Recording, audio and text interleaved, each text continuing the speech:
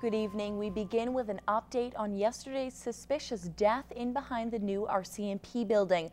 An autopsy has been performed on the 67-year-old man from Lloydminster. He had noticeable injuries to his body. We are not disclosing the specific injuries at this time. We are trying to protect the integrity of our investigation. The man's body was found as City Hall workers arrived at work after the long weekend. At about 7:30 in the morning, Lloydminster RCMP responded to a 911 call reporting that a deceased male was found at a park.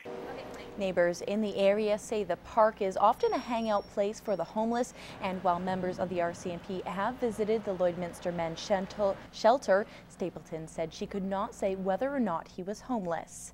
Fire crews have put out a wildfire on the Sweetgrass First Nations, but not before the flames destroyed a home. There was an evacuation order for those living in the area, and a stretch of Highway 40 was closed. Officials were worried of a potential explosion as the fire came close to a propane tank on the reserve. The cause of the fire is under investigation. With just over a dozen days before Alberta voters hit the polls, political leaders are making their final push. Experts have long predicted this election could be a game changer and will likely go down to the wire, a twist for a province dominated by Conservatives for 40 years. Locally, Wildrose leader Danielle Smith brought her campaign to the border city, spreading her message of change. Lauren Pullen reports.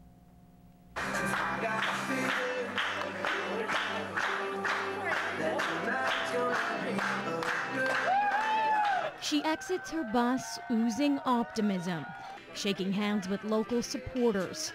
According to Danielle Smith, tonight is going to be a good night, with the entrance music to prove it. For her, this election swirls around one word: change. Now let's just do a quick poll. How many of you here have ever voted PC? And who here feels you've never had any other Conservative choice but PC? It's a choice her supporters have been waiting for. We need a change. I believe the PC government's become arrogant and unresponsive to our wishes and needs. A belief Smith is making the most of, hitting multiple rural locations, with this her second stop in the border city in just over a month. And choosing a unique location for her media scrum inside her well-publicized and now redeckled campaign bus. We want to make sure that we're going where the people are, talking to them about the issues that matter to them, and I think if we do our job right, we'll be able to earn their support on Election Day. A day quickly approaching with less than 2 weeks to go before voters hit the polls. Supporters are hoping for the biggest political upset in 4 decades. And Smith, well, she's just hoping April 23rd will be the good night she's been campaigning for. Lauren Pullen, Newcap News. And just a reminder that the Vermilion Chamber of Commerce is holding an all-candidates debate tonight at 7 p.m. at the Vermilion Regional Center. We will bring you all the details tomorrow night. And similar forums are being held across the region, including last night in St. Paul. Clayton Brown has the details.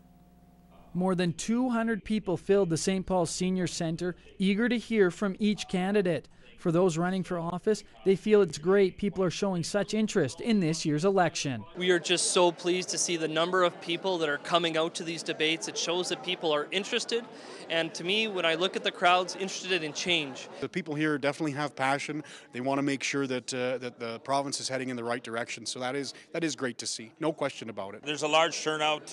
People are interested to hear what the candidates have to say. And that's very important because people are dealing with what could happen in the future. For everyone that was here, 4 or 5 people are going to hear about it. So really there was almost 1,000 people here tonight, if not more. So, you know, it's a really good thing for democracy in Alberta. And the public wasn't holding back their concerns. The hot button issue? Alberta's healthcare system. Albertans want publicly funded and publicly delivered healthcare, and you know, the Wildrose and the PCs are starting to move away from the publicly delivered part. In this area, I want to say to you that we have some of the greatest nurses and doctors, and we're building a new facility that is going to be a wellness center. When you start getting into long-term issues, acute illnesses, anything where you're going to an emergency room on your own, under your own volition, things start to break down. We in the Wildrose believe that we need to put the money to the front lines, to the doctors and nurses, and to increase our long-term care capacity. In St. Paul, Clayton Brown, Newcap News.